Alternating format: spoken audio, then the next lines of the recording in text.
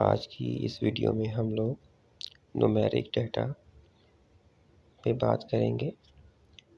कल की वीडियो में हम लोगों ने डिस्कस किया था कि पाइथन प्रोग्रामिंग लैंग्वेज में डाटा की 4 टाइप्स, जिसमें से फर्स्ट टाइप थी कि जो नंबर्स को डील करती है उसको इंटीजर कहते हैं, और वो डाटा जो टेक्स्ट को डील करता है, इंग्लिश में रिटन फॉर्म लिखी हुई को, उसे स्ट्रिंग कहते हैं, और वो डाटा जो लिस्ट को या आइटम्स को डील करता है उसे लिस्ट बोलते हैं। और फिर जहाँ पे लिस्ट के अंदर 2 आइटम आ जाएँ और दोनों का रिलेशनशिप बिल्ड हो जाए तो उसको डिक्शनरी कहते हैं। तो आज की वीडियो में हम लोग सिर्फ न्यूमेरिक डाटा पे बात करेंगे और उसको एग्जांपल से अंडरस्टैंड करने की कोशिश करेंगे। लेट्स सपोज कि आपके पास एक मरीज़ आया है जिसका सिस्टोलिक ब्लड प्रेशर 91 है, डायस्टोलिक ब्लड प्रेशर 54 है, और आप उसका मीन आर्टीरियल प्रेशर कैलकुलेट करना चाहते हो। तो हम प्रोग्रामिंग लैंग्वेज में ये मीन आर्टीरियल प्रेशर किस तरीके से कैलकुलेट कर सकते हैं, अब हम इसका डेमो देखेंगे। ये मैंने जुपिटर नोटबुक ओपन की हुई है अपने मोबाइल में। तो यहाँ पे हम लोग पहले वेरिएबल क्रिएट करेंगे, सिस्टोलिक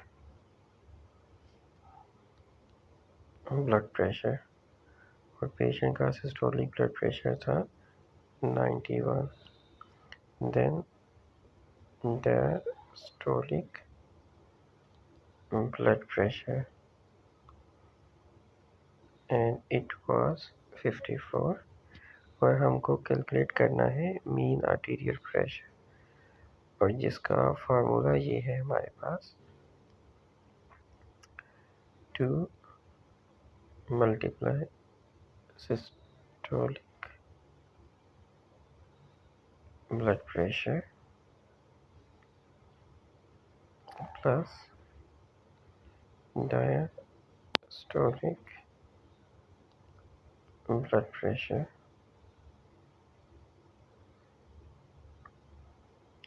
डिवाइडेड बाय 3। ठीक है, अब ये मेरे पास एक वेरिएबल क्रिएट होंगे। अब हम इसको प्रिंट करवाएंगे, प्रिंट मैं इसको रन करूँगा और ये हमारे पास मीन आर्टीरियल प्रेशर आ गया। ठीक है, अब अगर मैं इसकी वैल्यू चेंज कर देता हूँ, यहाँ पर एक पेशेंट है जिसका ब्लड प्रेशर है 156 और मीन आर्टीरियल प्रेशर है और डायस्टोलिक है 96। मुझे कुछ भी नहीं करना, मुझे सिर्फ इसको रन करना है। तो अब इसका मीन आर्टीरियल प्रेशर 136 आ गया। ठीक है, तो इस तरीके से हम लोग न्यूमेरिकल डाटा को अपनी मेडिकल फील्ड के अंदर यूज़ कर सकते हैं।